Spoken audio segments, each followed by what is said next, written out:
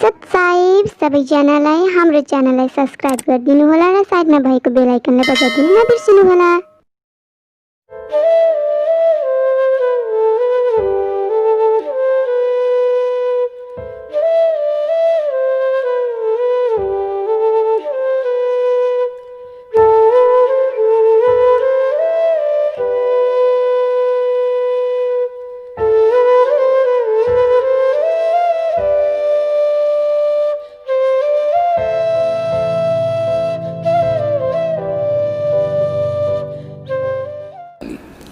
एक बार ये दास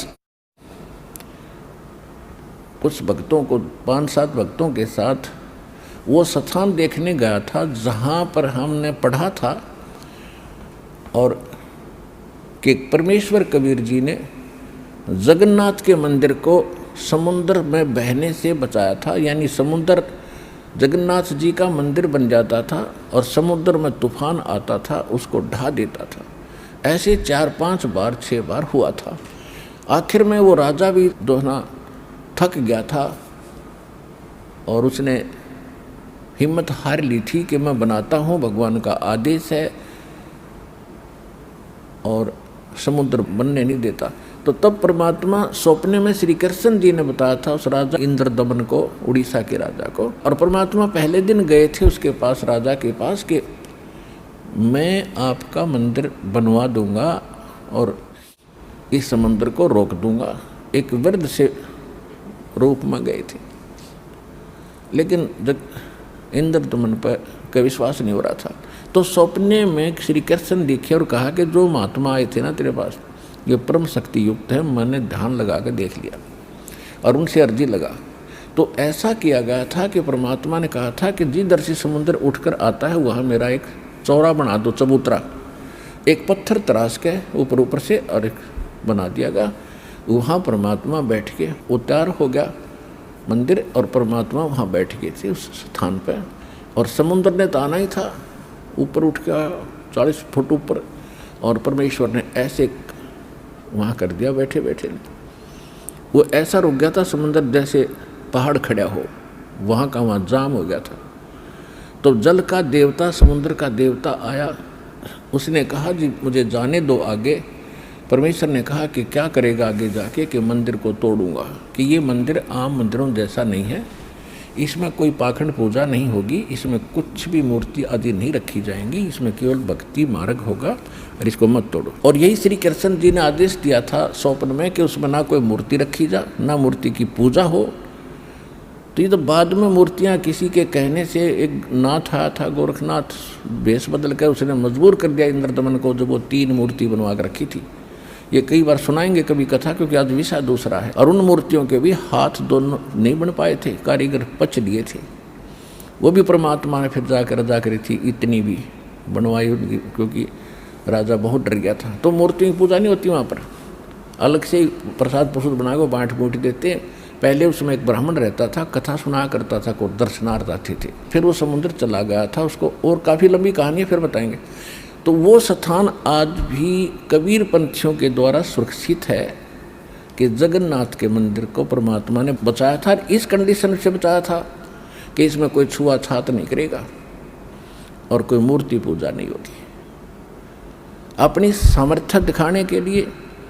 और एक पिछला भी प्रोमिस था इस काल के साथ भगवान का। ये लंबी कहानियाँ हैं, आने वाले समय में पूरी कथा सुनाया करेंगे, क्योंकि अभी तक तो दास उस दलदल से उभरा है कि आपको रह रहकर प्रमाण दिखाता था, देखो Kabir is God, Kabir is God, ये लिखा है इस शास्त्र में लिखा। अब दास आपको एक ऐसी कथा सुनाया करेगा, आपकी आंखों से आंसू बहा करेंगे इतना। क्योंकि अभी तक तो मैं सुनाता ये कथा थर आपका जचड़िए नहीं थी कि कबीर जी ने ऐसा कर दिया, नहीं नहीं नहीं नहीं नहीं, मन टिकने नहीं देता। तो पहले मन के मैल को साफ किया है, ये प्रमाण दे दे गए और फिर इतने दुख दूर कर दिए। भगवान जो क्या करता है, ये कबीर इज गॉड, इधर से देख लो चाहे उधर से, God is God, Kabir is God.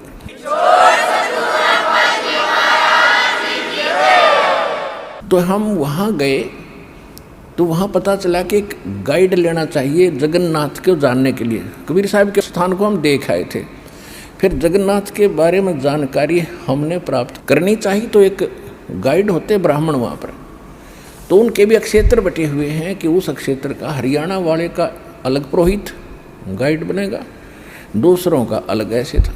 तो वो जो संबंधित था पहले जिसको हमने गाइड किया था वो इस क्षेत्र का नहीं था, तो दूसरे को पता चला तो उसके साथ झगड़ रहा था कि तू कैसे इनको लिए फिर रहा है, तो मेरे क्षेत्र में आते हैं।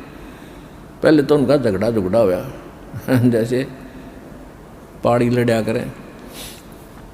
फिर उनसे मैंने पूछा, मैं कहा भाई एक बात बताओ, यहाँ क्या खाते हो तुम? तो वो पंडे बताते हैं कि मछली खाते। पंडित होकर तो मछली खाओ, कमाल के आदमी हो। तो वो कहते हैं कि और क्या खाएं? तो हमने पहले परमात्मा की वाणी पढ़ते थे, अविश्वास नहीं था कि इसमें जो लिखा झूठ होगी, लेकिन अब पक्का विश्वास हो गया। जो पांडे रूप में प्रसिद्ध थे वो लोग तो मांस मछलियों का खाते रहे।